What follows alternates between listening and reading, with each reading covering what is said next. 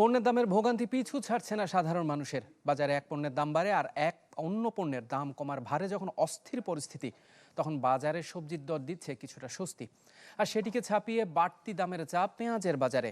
তবে অনেকটাই শান্ত মাংসের বাজার।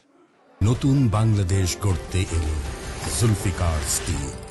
জুলফিকার স্টিল, ইস্পাত দৃঢ় অঙ্গীকার।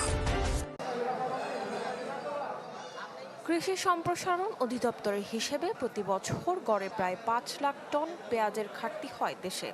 এবারও তার ব্যতিক্রম নয়। ঘাটতির কারণে বাজারে এখন চড়া দামে বিক্রি হচ্ছে এ পণ্যটি। সপ্তাহের ব্যবধানে দাম বেড়েছে ২০ থেকে ৩০ টাকা পর্যন্ত। বাজারে নতুন পেঁয়াজ না আসায় সৃষ্টি হয়েছে এই পরিস্থিতি। পেঁয়াজের দামটা অনেক বেশি, কিন্তু এটা আমরা স্বস্তি হচ্ছে না। এখনো ১৪০-১৩০ টাকা বাজার, নতুন লেভেল ১২০ টাকা। তবে আপনার সপ্তাহের ভিতরে বাজার কমে যাবে, মানে নতুন পেঁয়াজ আমদানি হয়ে যাবে। পেঁয়াজের কথা যদি বলেন, সেখানে কিন্তু ১৫০ টাকা কেজি। এটা সাধারণের এখনো নাগালের বাইরে। যেহেতু পেঁয়াজ শুরু হয়ে গেছে, তারপর দামটা কমছে না। বাড়তি দামের ভারে যখন নাকাল সাধারণ মানুষ, তখন কিছুটা স্বস্তি মিলছে সবজিতে।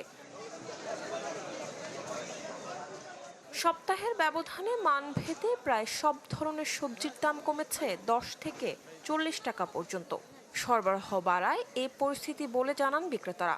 আগামী সপ্তাহ থেকে দাম আরও কমার আশাবাদ তাদের। আগের সপ্তাহের তুলনায় এই সপ্তাহে অনেকটা কমতে শুরু করছে। পার কেজিতে ১০ টাকা ২০ টাকা কমে আসছে। তবে আশা করি সরবরাহ বাড়লে আরও কমে যাবে, যাদের যে অভিযোগ আছে এটা মিটে যাবে। হ্যাঁ, মোটামুটি কমে কিনতে পারছি। গত সপ্তাহ থেকে মোটামুটি কমে কিনতে পারছি। কারণ এই বিশালা সিমের দাম বাড়তি। অন্য সিম ধরেন ৬০ থেকে ৭০-৮০টার মধ্যে পাওয়া যায়।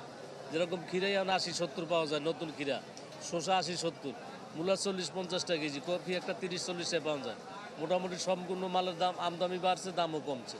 মাংসের দামে নেই বড় কোনো পরিবর্তন। গত সপ্তাহ তো এই সপ্তাহ দাম একটু কম। সরবরাহ বাড়লে প্রায় প্রতিটি পণ্যের দাম কমার কথা জানালেন ব্যবসায়ীরা। মরিয়ম আজিজ মৌরিন, চ্যানেল 24, ঢাকা।